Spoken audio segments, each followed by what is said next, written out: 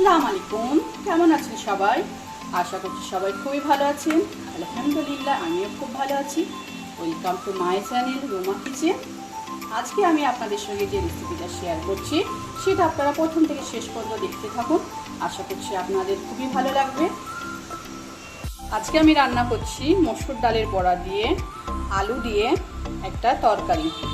কিভাবে করছি সেটা দেখতে থাকুন প্রথম থেকে শেষ পর্যন্ত আমার ভিডিওটা। প্রথমে কিন্তু আমি ডালটাকে মিক্সিতে বেটে নিয়েছি। এবার আমি এর মধ্যে খুবই সামান্য পরিমাণ লবণ দেব, খুবই সামান্য হলুদ দেব।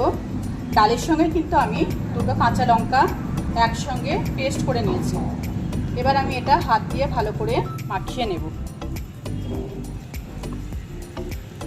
ভালোভাবে আমি মাখিয়ে নিলাম। এটা গরম হয়ে গেছে। এবার আমি বড়াগুলো ছোট্ট ছোট্ট করে ভেজে নেব।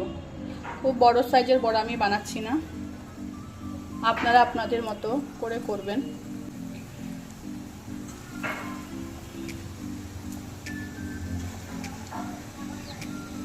বড়াগুলোকে এবার আমি একদিক দিয়ে উল্টে দেব।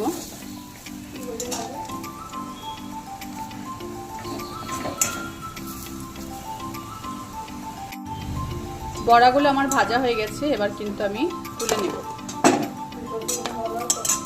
বড়া ভাজা তেলের মধ্যে আমি আলুগুলোকে একটু লাল লাল করে ভেজে নেব।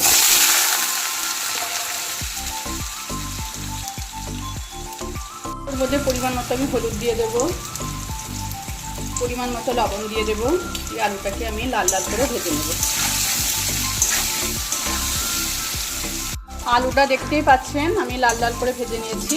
এবার আমি আলুটাকে তুলে নেব। ওই তেলের মধ্যে আমি গোটা গরম মশলা, একটু জিরে ফোড়ন দিয়ে দিলাম। ফোড়নটা একটু হালকা করে ভাজা ভাজা করে নিলাম আমি। ফোড়নটা ভাজা হয়ে গেছে। এবার আমি এর মধ্যে পেঁয়াজ কুচি দিয়ে দিলাম আর একটা তেজপাতা দিয়ে দিলাম। পেঁয়াজটাকে আমি একটু হালকা করে ভেজে নেব।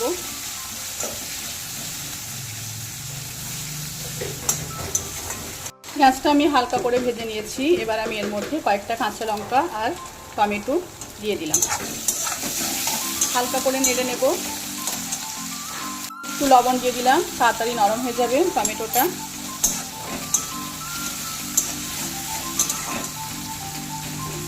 এবার আমি এখানে 1 চামচ আদা আর রসুন বাটা দিয়ে দিলাম।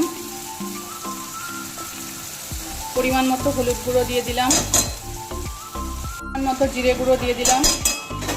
এবার ভালো করে মশলাটা আমি কষিয়ে নেব। মশলাটা কিন্তু খুব ভালোভাবে কষাতে হবে। মশলাটা কষানোর জন্য আমি একটু পানি মিশিয়ে দিলাম।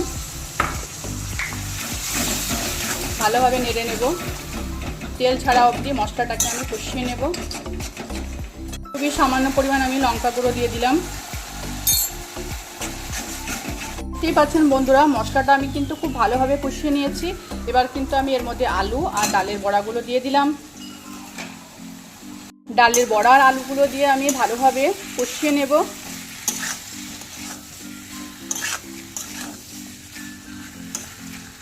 বন্ধুরা, এটা কিন্তু আপনারা নিরামিষভাবেও বানাতে পারেন।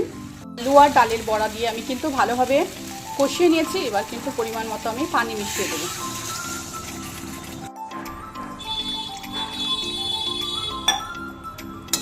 এবার আমি ঢাকা দিয়ে রেখে দেব 10 মিনিট।